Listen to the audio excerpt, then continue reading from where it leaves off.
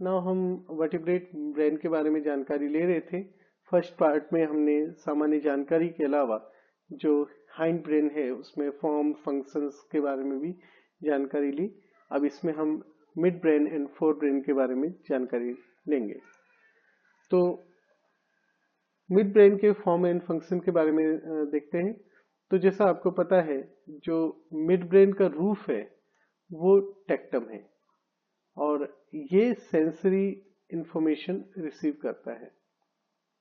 तो mid brain का roof जो है वो डिवाइड होता है ऑप्टिक टेप्टम में, जो कि विजुअल इंफॉर्मेशन को रिसीव करता है, और टोरस सेमी सर्कुलरिस में, जो कि ऑडिटरी और लेटरल लाइन इनपुट हासिल करता है।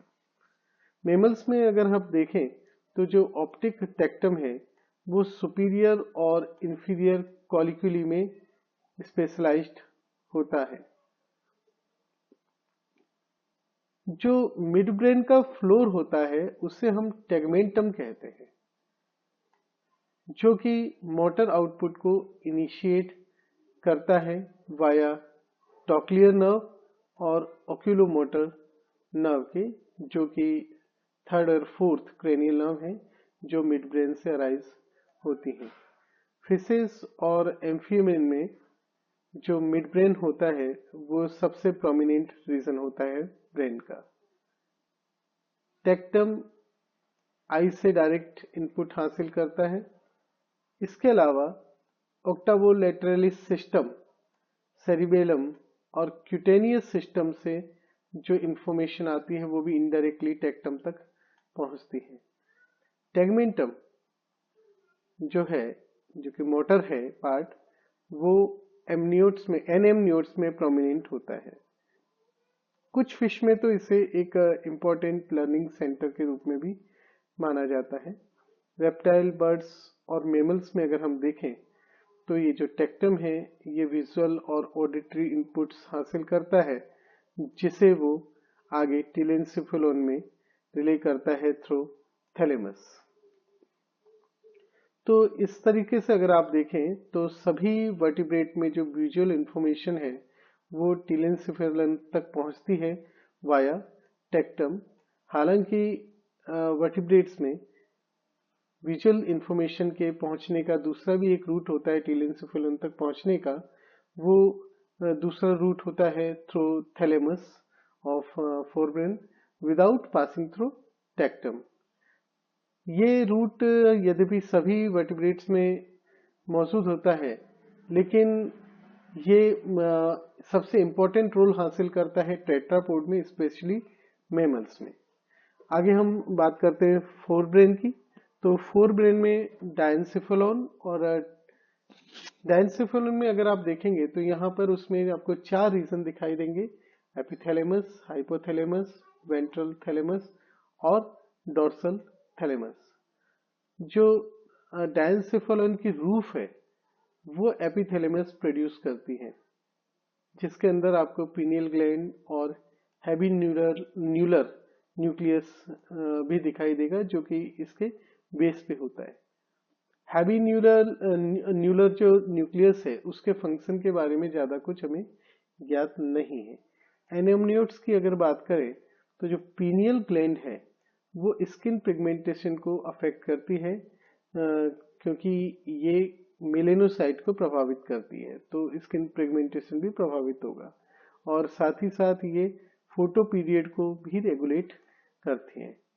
एमनियोट्स में अगर हम बात करें तो एमनियोट्स के अंदर पीनियल ग्लैंड जो है वो बायोलॉजिकल रिदम को रेगुलेट करने में इंपॉर्टेंट रोल प्ले करती है। डायनसेफेलॉन का जो फ्लोर होता है वो हाइपोथैलेमस के रूप में विकसित होता है। यहाँ पर आपको मेमिलरी बॉडी भी देखने को मिलेगी, जो कि मैमल्स में काफी प्रोमिनेंट होती है। ये हाइपोथैलेमस में ही डेवलप होती है। ये जो बॉडीज हैं ये पैपेजी सर्किट का पार्ट होती हैं, जो कि रिप्रोडक्टिव बिहेवियर और शॉर्ट टर्म मेमोरी में महत्वपूर्ण रोल प्ले करता है।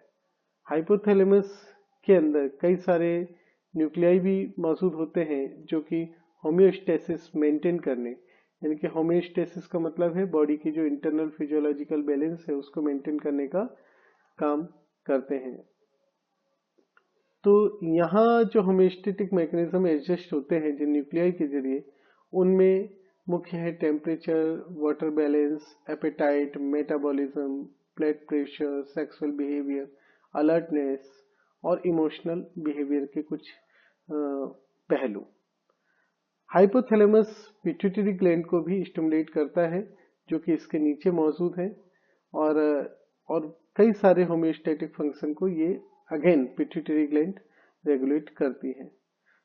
जो लिम्बिक और रेटिकुलर सिस्टम है वो भी हाइपोथैलेमस के फंक्शन को प्रभावित करते हैं। वेंट्रल थैलेमस जो है वो एक स्मॉल एरिया है बिटवीन मिड ब्रेन और rest of the डायनसिफेलोन।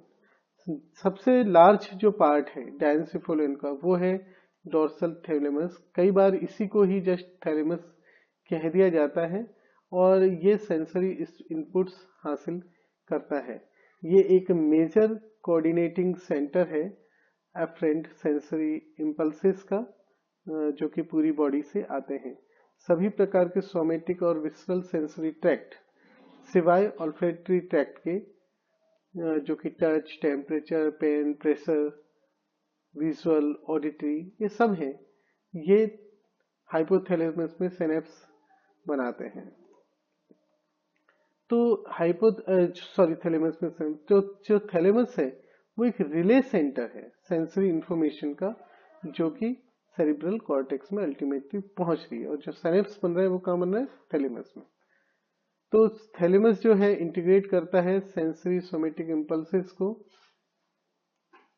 Into the pattern of sensation, जो कि अल्टीमेटली प्रोजेक्ट होते हैं somatic sensory area of cerebral cortex में।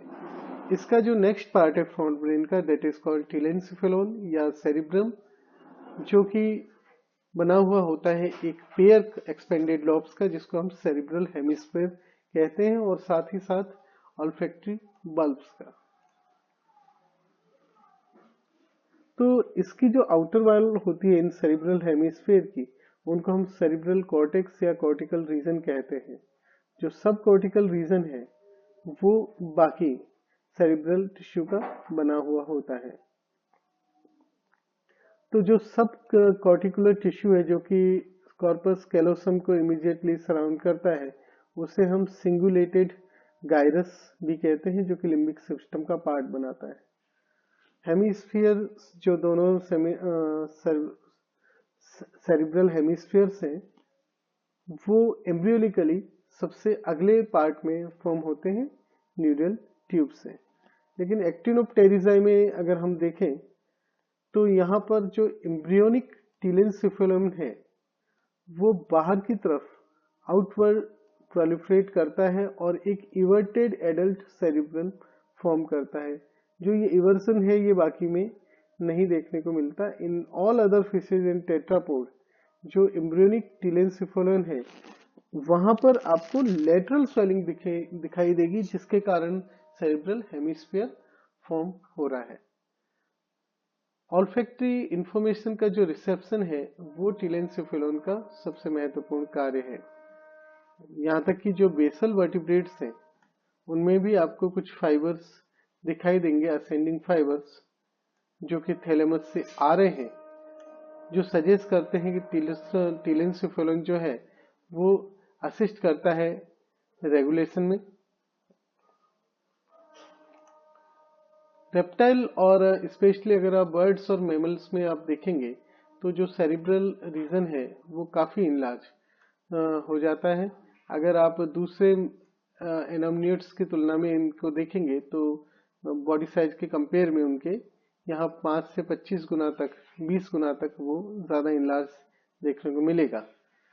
कॉन्ड्रेक्थियन जो फिशेज होते हैं, प्राइमरी शार्क्स जो है, रेज हैं, उनमें अगर आप देखेंगे तो जो सेरिब्रम है वो एम्फीबियन के जितना कंपेरेबल है, बट एडवांस शार्क्स और स्केट्स में देखेंगे तो सेरिब्रम का जो इम्पोर्टेंस इतना ज्यादा हो जाता है कि उसका जो साइज है सेरिब्रल हेमिस्फीयर का, वो ब्रेन का जो साइज है वो बर्ड या मेमल के कंपेरेबल हो जाता है। तो आप कई मेमल्स के अंदर जो सेरिब्रल कॉर्टेक्स है वो फोल्ड हो जाता है और एक कॉम्प्लिकेटेड फैशन में अकोमोडेट करता है ताकि वॉल्यूम को बढ़ाया जा सके।